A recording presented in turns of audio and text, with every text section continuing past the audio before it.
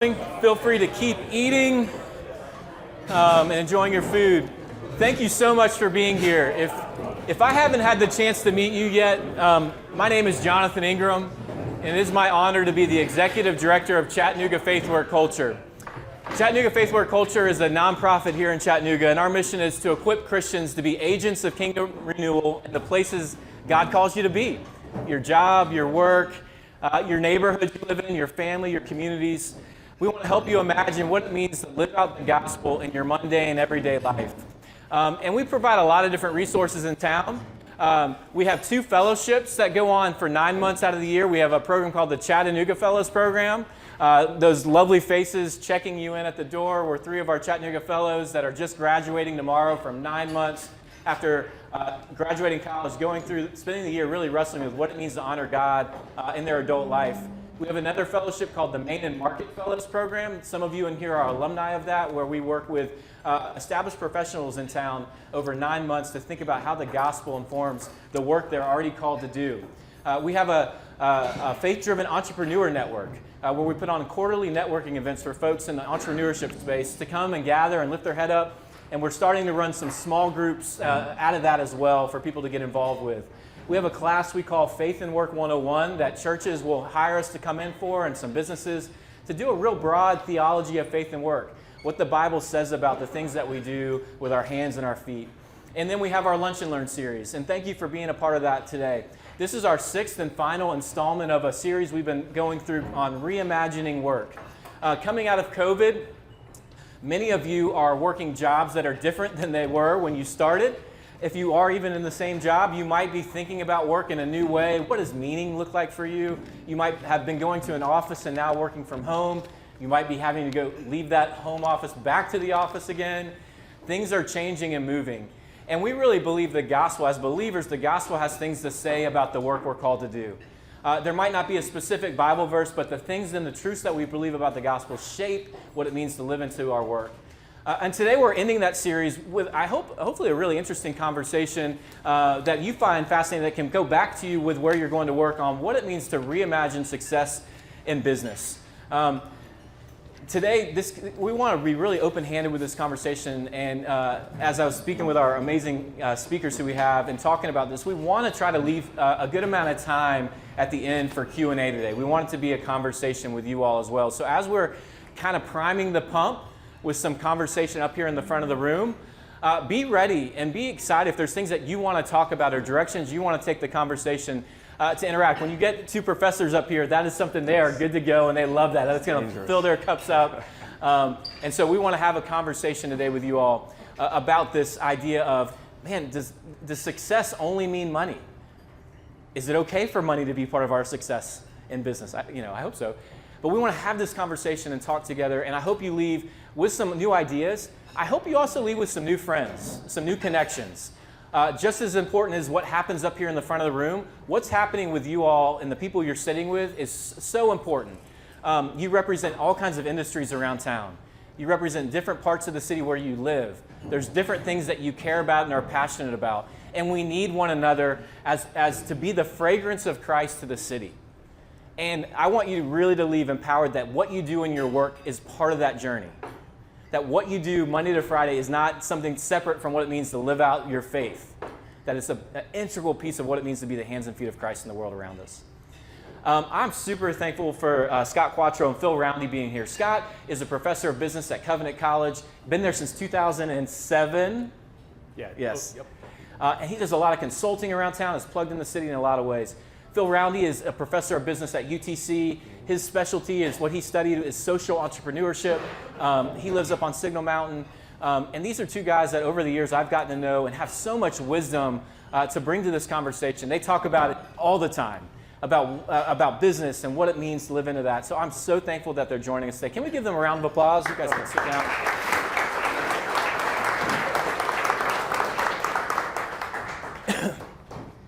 So I gave just a real short bio, but I'd love for you guys to tell this group here a little bit more about yourself. And specifically, when did you first know you had a passion for business? And what about this world of business? What motivates you to keep moving forward into studying and kind of going neck deep in this world? Oh, I guess I'm starting. Okay. Well, thank you, Jonathan. So I was a very reluctant convert to business, maybe the most reluctant convert to business. So as a high school student, even into college, I wanted to major in literature and English, really wanted to be an English professor. But at the same time, I was also a golf course caddy for about 10 years. And so the guys that I would caddy for at the golf course, when I told them, I want to be a literature professor, I want to major in literature, they heavily dissuaded me from doing that. They're like, no, you need to go to business, finance, things like that. I didn't really want to do that. I didn't feel like that was my passion at the time. And so kind of as an in-between or as to let them to throw them a bone, I went into economics. So I did an undergraduate in economics. I really liked economics because it was flexible. You could study anything with economics. You could study the economics of sports, the economics of crime. It was more of a social science. So I got an undergraduate in economics, a master's in economics, and I still knew I wanted to be a professor. I still had that drive to be a professor. But I realized that an economics professor, it's very mathematical. It's almost an applied mathematical science. And so I wanted to do something more social sciencey. And so I ended up in a PhD in management program, strategic management, at the University of Texas in Austin. And I thought that was a great blend of social science and business. And living in Austin at the time, this was maybe 15 years ago, very entrepreneurial city. I'm sure there's some people here who probably moved from Austin. It's almost like living in Silicon Valley. I mean, you couldn't live there and not get kind of bit by the entrepreneurial bug and get exposed to entrepreneurship. And so within my PhD of strategic management, I became focused on a subdiscipline of entrepreneurship. And I said, I'm going to study entrepreneurship. Also, though, at the same time in Austin, my faith really took off. I was kind of firing on all cylinders. I was going to a really dynamic church. I felt like my faith was kind of on the most on fire it had been. And so I started to really have these struggles with, as a Christian, as a person of faith, how do I act that out in a business school as a business professor? And initially, and this kind of shows kind of my faulty or my underdeveloped view of faith and work, at the time I thought, well, I have to switch from my PhD in business to theology or religion. And I went through a period where I really believed that's what I needed to do. Fortunately, that wasn't easy to do. You can't just switch PhDs. And that's probably a good thing. But then within my PhD in business, I said, okay, I'm going to study entrepreneurship. So as a Christian, I have to study Christian entrepreneurship. Because that's, if I'm going to help build the kingdom, I got to study faith-based entrepreneurship. Well, that's also a challenge. I was at a public university. I was most likely going to get a job at a public university. That's not really a mainstream topic. So I said, well, what's next best? And you can kind of see my implicit kind of misguided theology of work at play here. That was, in my mind, I had a secular, there's the dualistic. There's the secular work and there's sacred work. And I was trying to find something that was sacred work in this. And then I also had kind of a hierarchy in mind that, I could study Christian business and that would be the best. Second best would be what I ended up studying, which in my mind, which was social entrepreneurship, because social entrepreneurs are about saving the world and helping the poor. And so clearly that must be more godly than, just regular business. And so I know that, I'll stop there. So I know Jonathan's next question is going to be about how did this change over time? So kind of how I got into business was studying social entrepreneurship, and that led up to me coming here about 10 years ago. And that thinking has changed a lot about kind of how that relates to entrepreneurship. That kind of sets the stage. So I initially became very passionate about social entrepreneurship. Good stuff. Thank you, both you guys. What a privilege, truly, what a privilege, right? I mean, look at this space, look at the food, right? And all of us have great jobs. What a privilege, truly. Thanks for trusting me to be up here in front of you and share in this moment. I'll say several things. There's really only two things that I'll say today that are deeply, spiritually, profoundly true. We will have hockey in heaven. And Detroit is hockey town. Other than those two things, everything else is up for debate, I would say. Funny, hearing your journey makes total sense that you're a qualitative researcher too. That makes total sense. Love that. Well, maybe that'll weave its way in. From a really early age, I remember thinking business is really important in the world. For better or for worse, business is a big deal. So I remember that, and I remember liking the competitive aspects of business. That made a lot of sense to me. And then over time, I found myself thinking more and more about the people in business. And I remember thinking, people are the difference makers in business.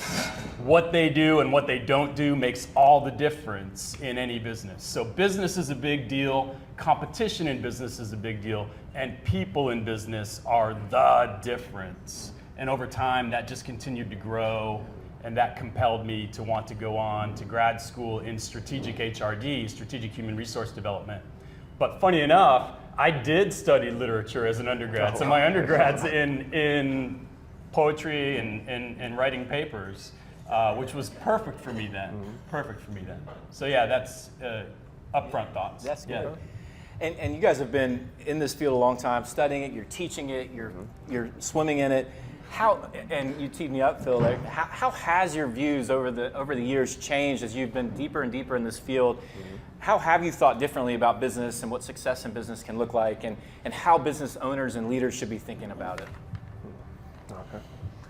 Okay, so when I left off, I said I was studying social entrepreneurship. That was about 10 years ago. I thought that was kind of the best I could do as a Christian because it seemed like that's good business.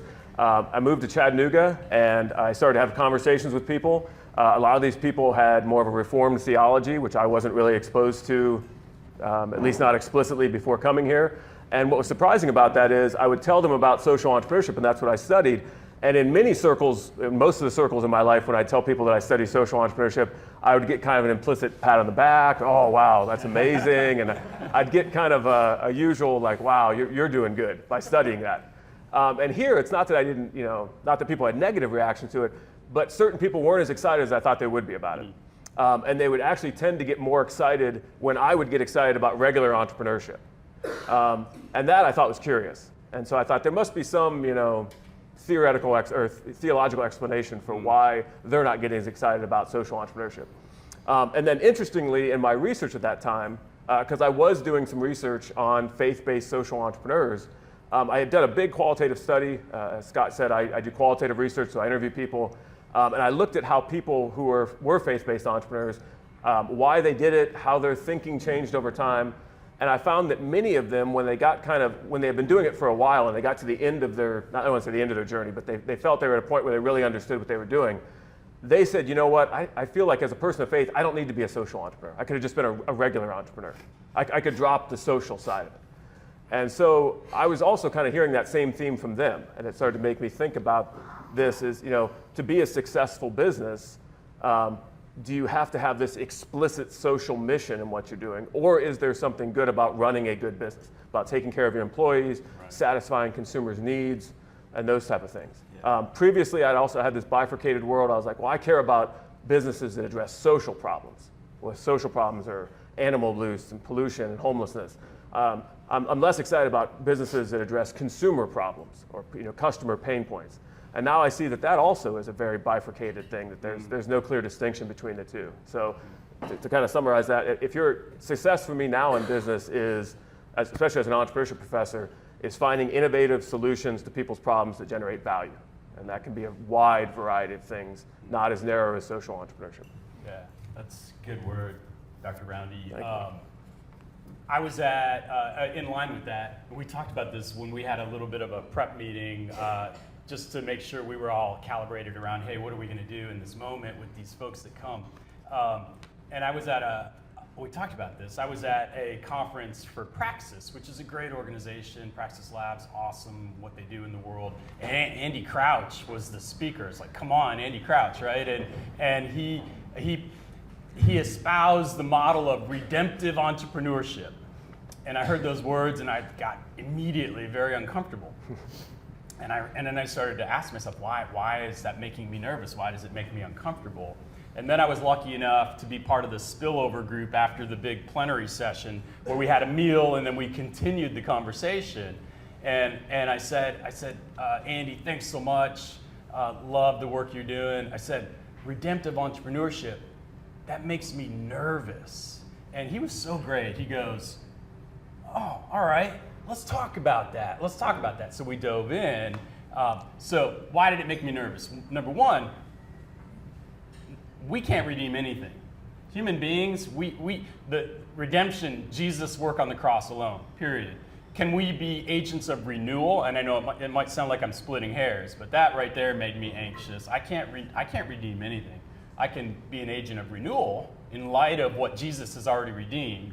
And then secondly, I don't want the bumpers of what redemptive entrepreneurship might put on an entrepreneur, right? And because they could be doing awesome renewing work in the world that isn't constrained in some artificial ways by the word redemptive entrepreneurship. So to answer your question more squarely, as I've continued to grow up into the freedom of thought that I think we are espousing, I've grown up into thinking in more what I would say normative ways about God's purpose for business in the world. I guess I would say that. There's some fancy words in there, but that's kind of where I'd land. Yeah. No, that's good. And I think that kind of just, I think one of the things that I think sometimes as believers, the idea of making profit, the idea of capitalism, the idea of you're bringing more money in, it can have an icky feeling to some believers as people of faith. I know, obviously, we have business owners in the room. That's obviously, we can get around the idea that it's okay to make money. But as Christians, how should we think about profit? How should we think about success in the business space? Sure, yeah. Profit, the dirty word, right? The fact is, well, I got to pull that back. My deeply held conviction would be that profit is common grace, and that profit making is a sacred endeavor. And that right there makes me want to say, let's talk, right? As opposed to us espousing. So I hope we get to Q&A sooner than later. But yeah, profit is God's goodness showered on the world. How that profit's generated is very important. But profit in and of itself is common grace for the world. Yeah. No, the only thing I would add to that, because you hit on the two key points that I would have made, which first is that profit is, I think I said previously, it's an indication of value creation. So it's a signal that the marketplace, marketplace is kind of a nameless face, but it's a signal that you're creating value for someone, and so you're doing something for them that they value. But then also, maybe not all forms of profit generation though are okay. So you have to think about how the profit is generated. There's an ethical component to it. Like in entrepreneurship, we talk a lot about there's productive and unproductive entrepreneurship. Productive is solving problems for people that most people would agree are problems that should be solved. Unproductive entrepreneurship would be something like being a really innovative, effective drug dealer. Okay, so it's that you're creating value for a certain group of people, at least value in their own minds. You might be a risk taker, you might be innovative in doing it, but it's something that as a society we say you shouldn't be doing that. And so that could be very profitable. So not all profit is a signal of that you're doing good, but it's a signal that you're solving problems for people. You want to add it? Yeah, quick connection with that.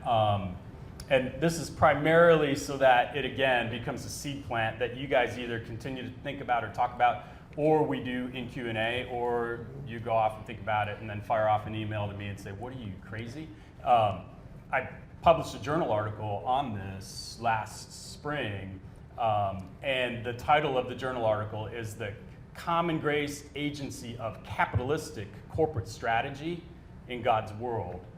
And then immediately step into what concerns me. It concerns me particularly in our circle as God's people. One, the business as mission mindset, I think potentially distorts in some really dangerous ways God's good design for capitalistic corporate strategy. And I know capitalistic is a big word and it's loaded, and I get that. Secondly, separate and distinct from our circle, but the broader circle in business period, there's a push, for better or for worse, there's a push toward, I would say, socialistic corporate strategy that also is potentially distorting. It puts too much expectation on what a business does in the world. So I make that case at the start of the journal article. Right there, I'm going to get a lot of tomatoes, both in the secular circles as well as in the quote sacred circles, and that's okay. That's part of why you publish something, to start dialogue. But in line with this part of the conversation, I want to plant some seeds that we can talk about. That's right, and I want to keep planting the seeds. One of the questions on your table, if you had a chance to look, are for you all, were what examples are businesses that you think do this well and have a holistic perspective to what it means to bring success to a place.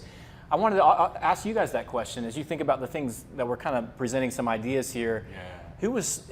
Who would be someone they could look to as a tangible example of maybe doing some of these things well? Sure, great question. I'll keep this short and sweet. And the sort of providential reality is we're about 100, maybe 400 feet from their corporate headquarters. Graincraft is headquartered right above us. Graincraft is a privately owned firm. It's owned, interestingly, by a long-hold private equity company called Redwood Capital. They bought Graincraft this past summer. They bought Graincraft because Graincraft kills it in their industry. We've all eaten their flour many times, even though you might not know it. If you've eaten Little Caesars Pizza or King's Hawaiian Rolls or Kellogg's Nutri-Grain bars, right there, I probably got most of us within the last year at least, right? In-N-Out burgers, the buns have Graincraft flour in them. I'm a huge fan.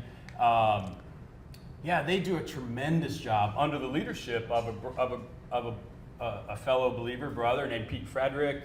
Holy cow, they do a great job of running an enterprise that I would argue, and certainly they don't do it perfectly, they do a tremendous job of running an enterprise that I believe in many ways glorifies God. Their mission statement, through trust, dedication, and relationships, we unlock the goodness of grains and nourish people.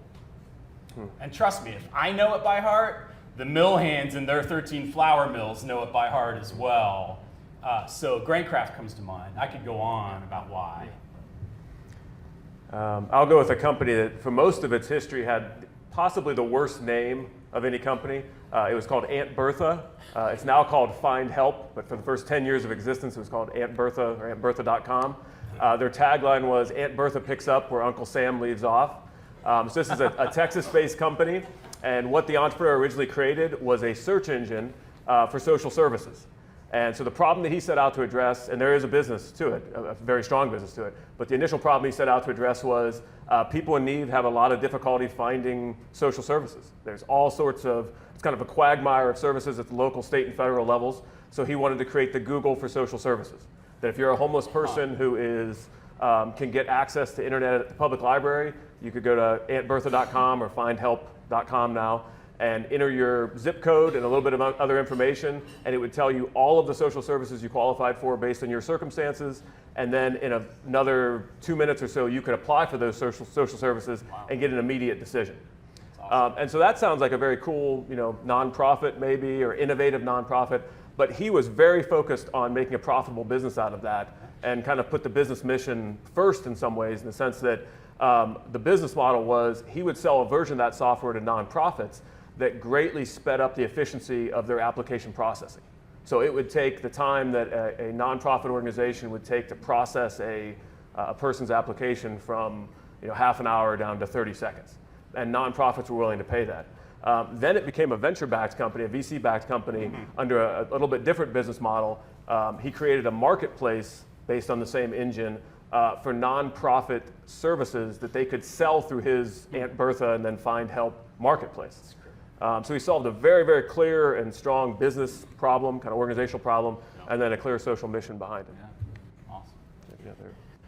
Yeah, and those are great examples. I think you guys are probably thinking of examples too. And when I was doing this, I had a hard time. I really thought about a lot of privately owned companies that have a lot of ownership in how things happen. Some of you in the room, though, work for big public traded companies where you have shareholders that are looking at the bottom line as what success looks like. As believers, what does it look like for us to be part of creating holistic metrics for success in spaces that maybe there isn't as much control or autonomy in how that happens? I'm going to give this to Scott, because I know he's thought heavily about this topic. Well, that's fair.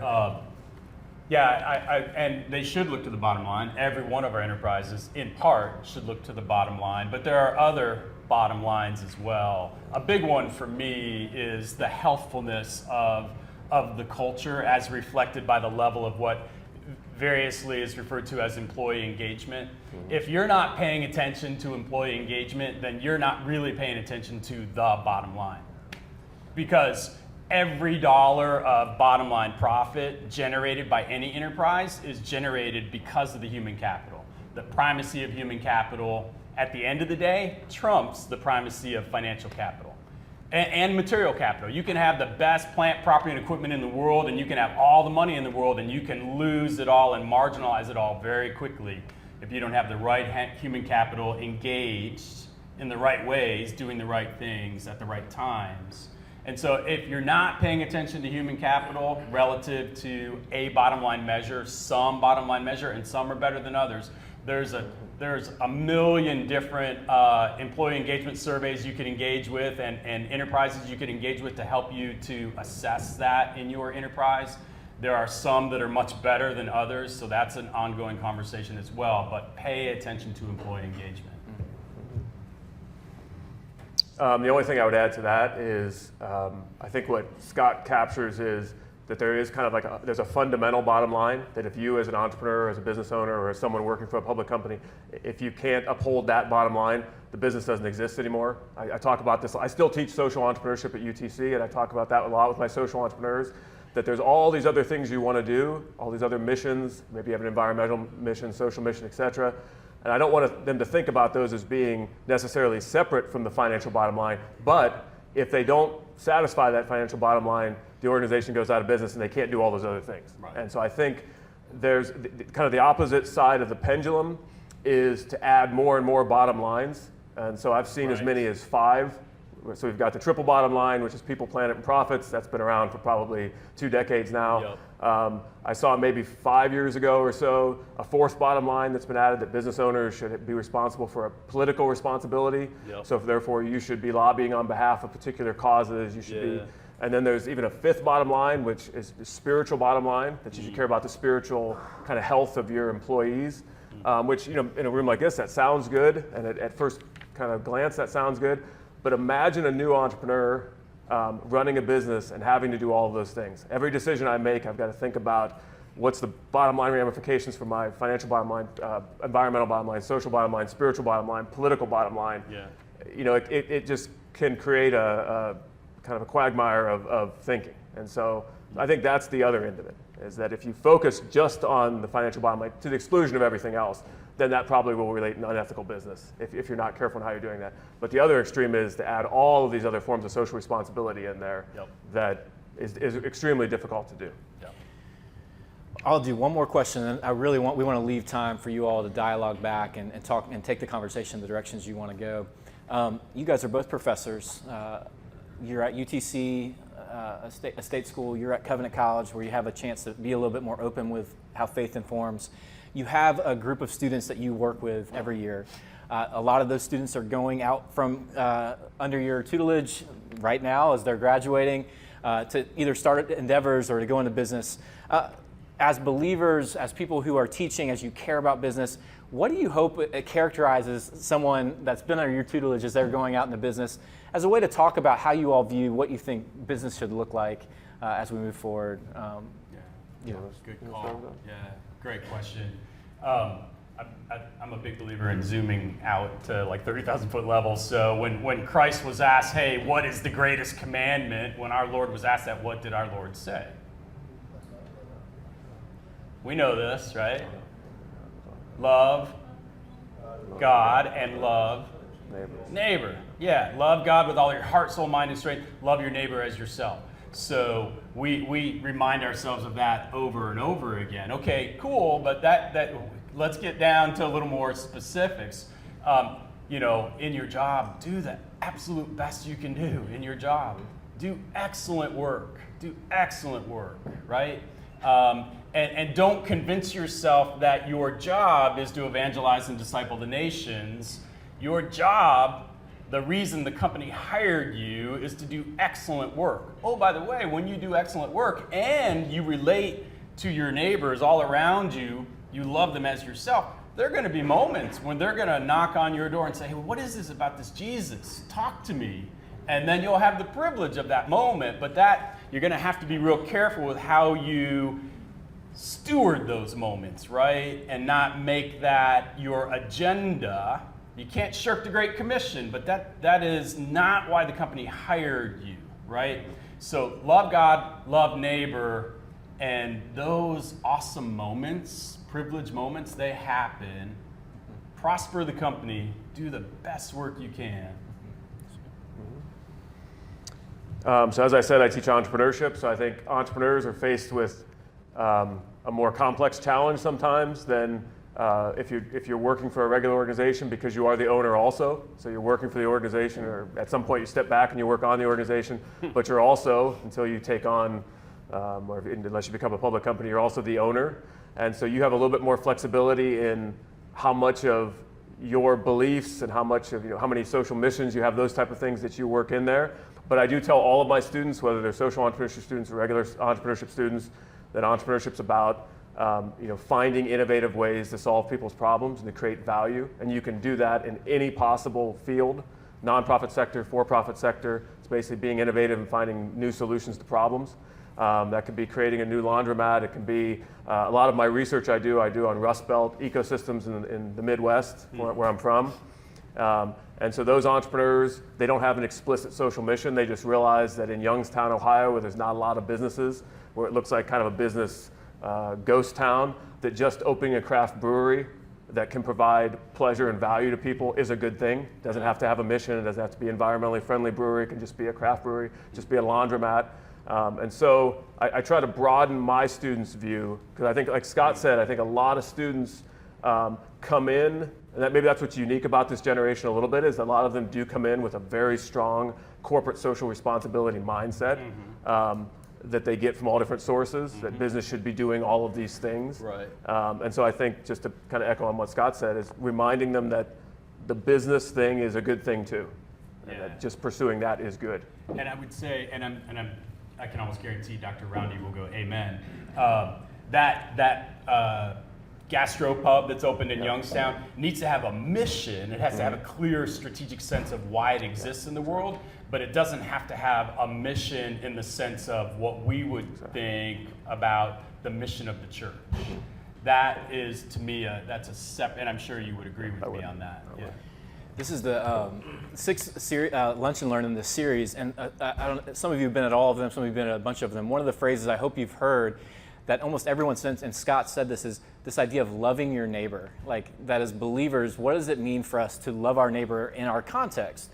And there's so many answers to that, and that's where this imaginative piece comes in, where they're talking really theoretically, and you guys are going to go back to really practical jobs. And I think that's a really good thing of how do we think about what success looks like in loving my neighbor and loving God in the place I've been called to be. Yeah. Thank you all so much for sharing wisdom. Can we give them a quick round of applause for their thoughts? And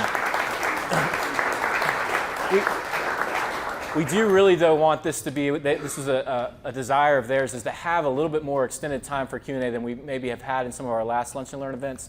So we have about 20 minutes until 1, and I want to have a hard stop at 1 because I know people got to go back to their jobs. But we want to talk about, I don't know what this stirred up in you. If there's directions you want this conversation to go that you'd like to talk more about, we want to open it up and have some dialogue. Scott said push back, he means it. If you want to do that as well, the hockey will come at him, so it'll be there. Let's go. In the spectrum between total capitalism and total socialism, what does a healthy society look like? That's a wow. So spectrum between total capitalism and total socialism. What is a healthy, faithful answer? We got Paul taking notes here in the front row. So. Yeah. Wow. Thank you. Thank you, brother, for that question. I'm a big believer, given the nature of image bearerness. Be fruitful, have dominion, make much of what I've entrusted you with. I think it's hardwired into us in a benevolent way to be much more toward the, quote, capitalistic end of that spectrum. I think that is, in holistic ways, healthier and more consistent with image bearerness. I know there's a whole lot more we could unpack relative to that, but that's my quick response to that. So I'm going to probably embarrass Scott by saying this. So when professors are on panels together, what you do ahead of time typically is you read a bunch of their work. They'll say, where's this person coming from? Let me read some of their articles. So I read one of Scott's chapters, and he has a really good chapter. You know the title of it, but it's on profit and Milton Friedman and capitalism. And it, to me, debunked. So you said your spectrum was like complete capitalism on one end and complete socialism on the other. I think for a lot of us, we think complete capitalism on the one end is represented by Milton Friedman's that the only social responsibility of business is to make as much profit as possible, or to pursue profit making. That's the quintessential capitalism. And I, possibly because I am kind of in the culture of, I hear a lot in business schools about social responsibility and the other end of the spectrum, how we need to get away from that. I, for many years, had also thought, oh, that's some bad ideal that we shouldn't go after. But what's interesting is, and this is what Scott's chapter talks about, is kind of how much that Milton Friedman-esque, just pursue profit has been distorted, for one thing, that it has been misrepresented, and how much it aligns with what we're talking about today, that it is presented as kind of the boogeyman, but there's actually a lot of value in taking that approach and taking the other approach, the purpose of business is to generate corporate social responsibility, can very quickly get you into trouble that I didn't realize. Maybe Scott, you could add to that. That was a terrible summary of your chapter, but that's it's a motivating and humbling reality that Dr. Roundy read some of my work, because you want to see a publication record, look at Dr. Roundy's publication record. I've got a decent publication record, but the fact is that Friedmanite thinking relative to the purpose of business in the world, and I translate that to what's God's good design for the sphere of business in God's creation. Again, lots of words there that we could dive into, but I think we've completely misunderstood how what Friedman had to say resonates and has, I would argue, pretty deeply theological alignment with where we started when you asked that question, relative to image bearerness and the job of image bearers in God's world. The job, the cultural mandate, Genesis 1:28, the job, quote unquote. So, Dr. Scott mentioned the stewarding of the moment, which is sort of acting with excellence in the job that you do or the job that you run or the business. It seems like there's a mirror image to that that I was hoping you guys might comment on about acting where what people will see is your integrity. Sure. When it's put to the test. Sure. Yeah. Because doing something with excellence when you're all pulling in the right direction is that stewarding the moment.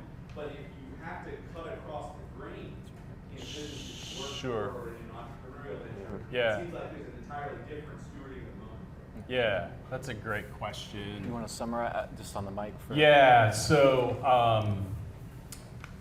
great question, brother. Hey, stewarding the moment, what does that look like? And interestingly, when I use that language, but it's broadly applicable, I was thinking of the moments where a colleague comes to you, and maybe because of your behavior or your decisions, and you have demonstrated in some way something that's a bit against the stream, then that colleague comes to you and says, hey, what's up, right? And they might know that you're a believer, and they might say something like I've had several times back before I went into academia, where I had colleagues come up and just say, what is it about Jesus and you? Why are you a Jesus freak? Then it's a stewarding the moment to me, where the bar goes way up, right? The gravity of that moment is way greater than the quarterly profitability of the company that we work for. That matters a ton to me, but the gravity's higher. So how do you steward that moment? When I've had the privilege of having those moments happen to me, number one, God's sovereign over it. Number two, then I'm like, hey, let's talk, but let's do that over lunch. Let's do that over a drink. Let's do that away from this space. So I try to carefully hedge it away from that workplace, if you will. And I could tell stories that are humbling and motivating about how those moments unfolded.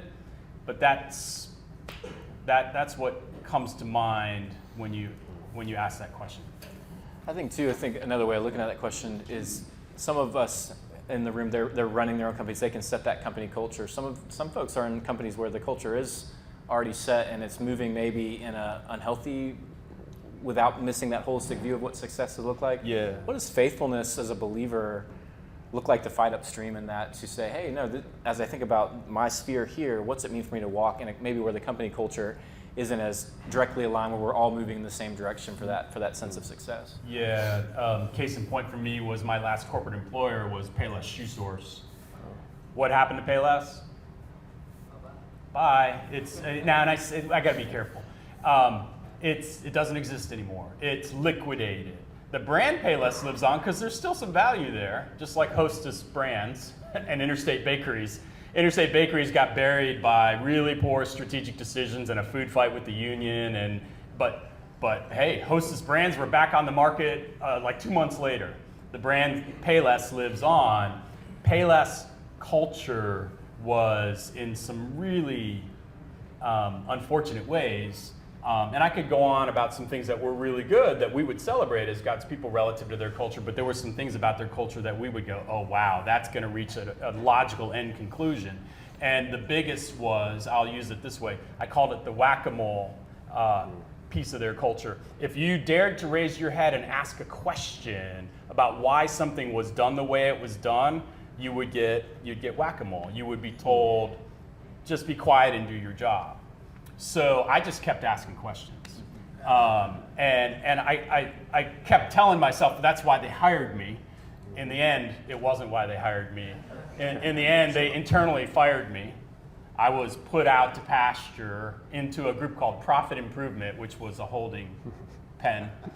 And they would have eventually shown me the door. That's not me saying I was a great employee and they were terrible, but I swam upstream in that moment and it was tough. There were some sleepless nights. That was the thing that gave me the catalyst to jump into academia, which I knew, like I think you said, Dr. Roundy, you knew you wanted to be an academic. I knew way back in junior high, and that was the catalyst. But yeah, whack-a-mole would be my story, where I swum upstream. Do you want to add anything? I think I'm good. Okay. Good. Anybody else?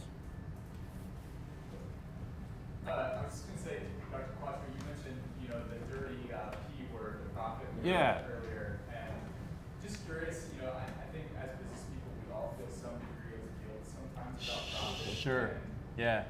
it can be demonized to some extent in You our bet. minds or in the culture. Yeah. I'm just curious how you think that the church should begin or continue thinking about entrepreneurship, about encouraging businesses that are kingdom-focused to grow, and what that might look like to lift, kingdom-minded entrepreneurs up. Yeah. Good stuff, brother. Like 2 or 3 questions embedded there, so really good stuff. So what could the church do, and what can we do as members of the church universal, as God's people? I think continue to espouse the fact, well, again, I got to be careful with that word, the strongly held belief and conviction that business is not a necessary evil. We don't have business in the world just because it's some sort of instrumental need.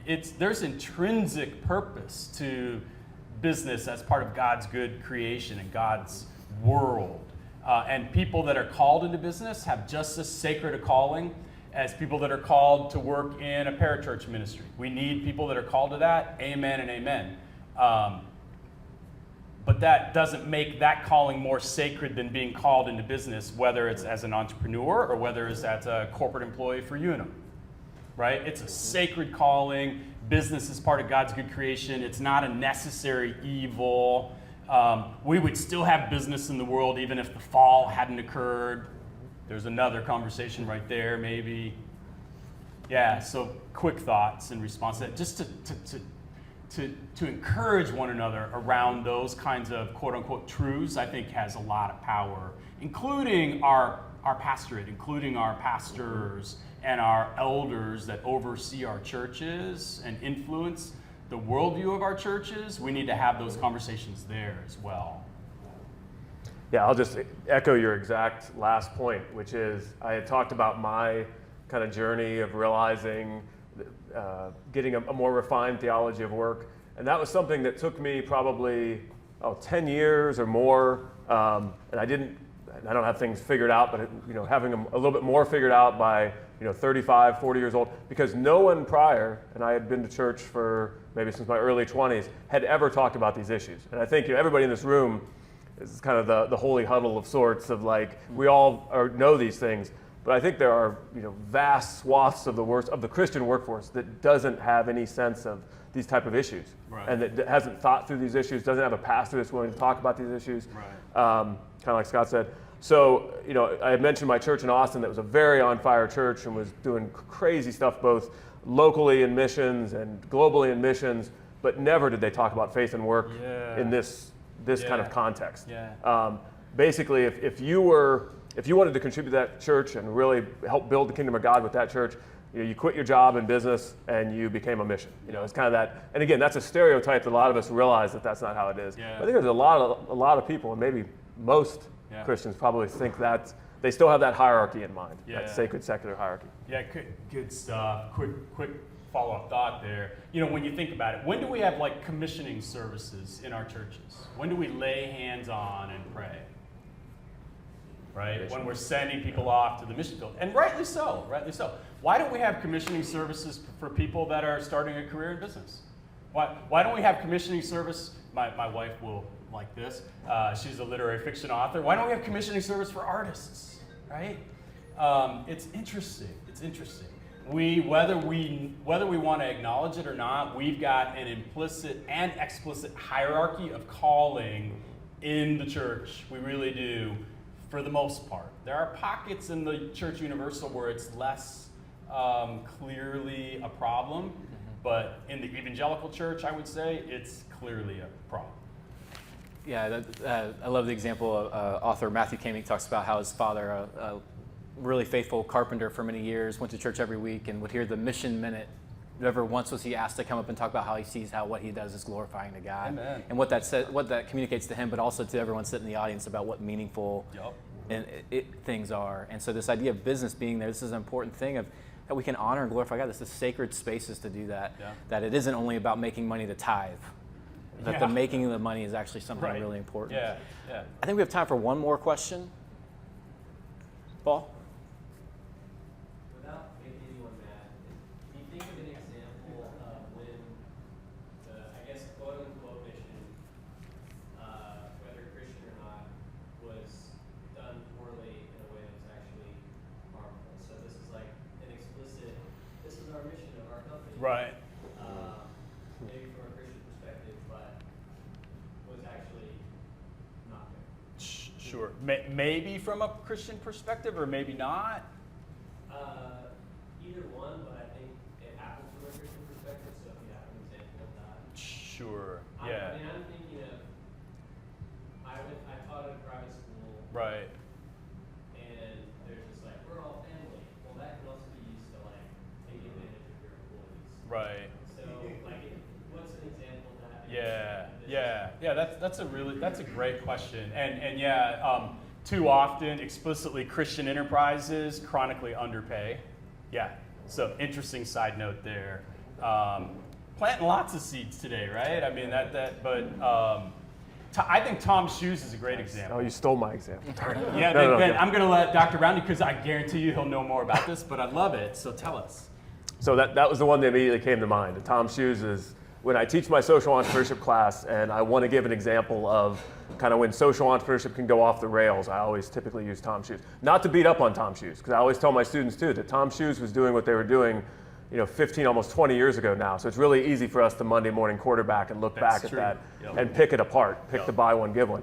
But what I think it is an example of, it's an example of an entrepreneur who said it wasn't enough for me just to create a new successful shoe company, which in some ways that's respectable because we have a lot of shoe companies. It was good that he thought to do something different. But by imposing a social mission on it and saying we're going to give a pair of shoes away for every pair of shoes that we sell, many of you probably know the story, kind of where it went off the rails is that helps depress local he would give a pair of shoes away to typically to villages in Latin America, and that would depress the local shoe markets there. And so it put out of business local shoemakers there. And so the other issue with it is it creates a dependence relationship between the people he's giving something to. Rather than empowering them, it's another form of handouts. Yep. And so for a variety of reasons, people have argued now, well, maybe Tom's Shoes would have been better off just running a regular shoe company and maybe housing the production in Latin America, giving people jobs to let them work there in Latin America, treating those employees well. Yeah. But that need to do things differently and impose this explicit kind of do-good thing in it actually now is looked at as having a lot of negative externalities that created. Do you want to add anything? Yeah, I was just going to say, and then to further exacerbate the situation there, even the governance and ownership structure of Tom's was partly profit, partly nonprofit. That further distorted, I think in some, I would say rightly so, it distorted Tom's and the potential value creation that Tom's Shoes could bring to the world. Yeah. Oh, by the way, how much were you paying for those espadrilles? That were probably costing about $2 to $3 a pair to manufacture, right? It was like 60 $70, right? Which that in and of itself is okay. Don't hear me wrong, but come on, Tom, right? Let's Blake. Yeah, Blake Mykoski, is that right? Mm-hmm. Yeah. Anyway, we got time maybe for one more. It's like 3 minutes still. You're the boss. Yeah, we can do one more. So we've had this decades-long trend of the economy becoming more and more top heavy. So we have corporations at the top are larger and more powerful. Do you see any intrinsic good in small business? And if so, do you think that goodness is imperiled by this trend? That's a great question. Wow, yeah, especially since like the trends here in the United States, and this kind of goes against the narrative that we talk about. I think we're very entrepreneurial, but entrepreneurship has steadily declined for probably the past 2.5 decades in the United States. So I think you're exactly right that it's becoming more consolidated. So overall, is that a good thing or a bad thing? To the extent that it causes people to lose ownership of their jobs, lose ownership of the workplace, to view the workplace as just a paycheck because I have no ownership in it because I'm just one of this giant cog of 50,000 employees, or what does Walmart have 1 million employees now? And so therefore it's the business I work for is just this thing. Then I think it's a bad thing. I think that's directly related to what we're talking about, that you kind of take away the image bearingness of what you're doing because you're just a giant cog in this big thing that you have no control over of.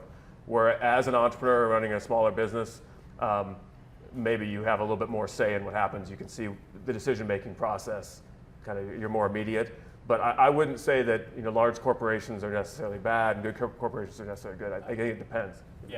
I would agree with everything Dr. Roundy said, and then I would say the punchline at the end is the strategy of those very large corporate enterprises can make all the difference. The strategy of those enterprises, and don't convince yourself otherwise. The strategists, the senior executives that conceptualize and develop and then execute that strategy, the worldview of those strategists has a huge impact on that. So that, again, that's an ongoing conversation and a great question. Can we thank our speakers one more time?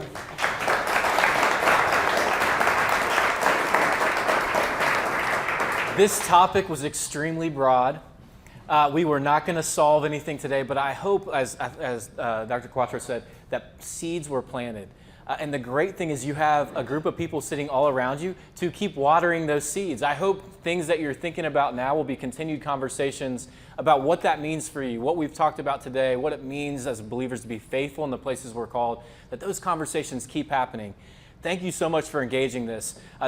We will be doing some Lunch and Learn series again. It'll start back up in August. More information to come.